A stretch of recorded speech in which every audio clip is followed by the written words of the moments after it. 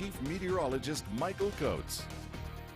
Kicking off winter here on a stormy note, and yes, we are officially into winter. The solstice happened around 9:49 tonight, our time.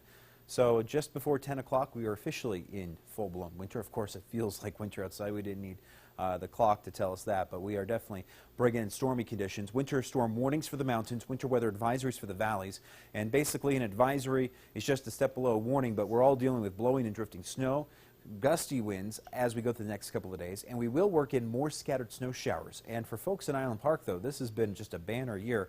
We have been getting hit with snow. And according to Anne Marie Anthony at her place, it's been snowing off and on since Wednesday of last week. And we've also seen some heavy snow into the mountains where we like to see it. This is in Wilson. Renee Glick got this picture at the Wilson school today. Yeah, some of the kids still have school today. And the only school district that's canceled for tomorrow, Fremont County, District 215, they're closing already because of just the poor conditions on the roads. Now, I know some of the larger school districts like Pocatello and Idaho Falls, they've already been out of school, but some of the more rural school districts had a couple of days still this week, especially the schools that many of them had spud harvest. So some of them, if they had a long spud harvest, they kind of squoze in a couple school days this week. But the only school closure for tomorrow so far, Fremont County 215. And 34 degrees right now, Pocatello Farm Bureau Cam. The wind has fallen off the map there, but it's been very gusty at the airport and all across the area. Idaho Falls, Blackfin, Pocatello, wind gusts approaching 50 miles an hour in many spots. And with this thunder cell that came through, we were actually picking up even stronger wind gusts in that 60 to 70 mile an hour range. We had some thunder snow coming across Pocatello and Income earlier this evening with the thunderstorm warning. Idaho Power reporting numerous power outages, isolated power outages from the storm. And they've had reports of power outages from Bancroft all the way into Power County and up through Blackfoot. So the whole swath of Idaho Power's coverage area experiencing a bit of some trouble tonight. If you have your power, consider yourselves lucky. But what we're starting to see here, the winds continuing to be fairly strong tonight and more wet weather rolling in here for tomorrow and Wednesday. Now, I don't see a lot of snow here for Tuesday. We're going to get another good push late Wednesday morning and into the afternoon hours on Wednesday. So if you have to travel, tomorrow's looking much nicer once we get past the morning hours. Tonight at 11 o'clock on the Vipercast, scattered snow showers and some gusty winds. As we get into tomorrow morning, still windy, snow in central Idaho, snow out through eastern Idaho and western Wyoming into the mountains. Bit of some snow getting into the Snake River Plain, but we're going to get a lot of that blowing and drifting snow action. As we get into tomorrow afternoon, the sun's going to try to work in across the desert and the valley, but we're still looking at a fairly cloudy sky, especially as you look to the east towards the Wyoming border. Some heavy snow there. We could be racking up another 6 to 8 inches in our local mountains with just a bit of some light snow in the valley.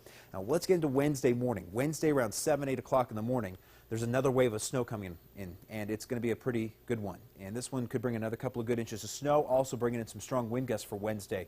And this is a deep storm. It's going from western Montana all the way to central Utah. So if you're going to be traveling, Wednesday is also looking a bit sketchy. Try to beat it ahead if you can Tuesday night or after the storm passes Wednesday evening. Christmas Eve is also looking better with just a slight chance of some snow. And the snow that's coming in for Christmas Eve isn't going to be as strong as what we saw today or the Wednesday system. So bottom line travel forecast. Tomorrow and Thursday are going to be your best days to hit the road if you're going to go to Boise, Utah, or Montana. Lows tonight around 29 for Idaho Falls, a high of 31 degrees for tomorrow.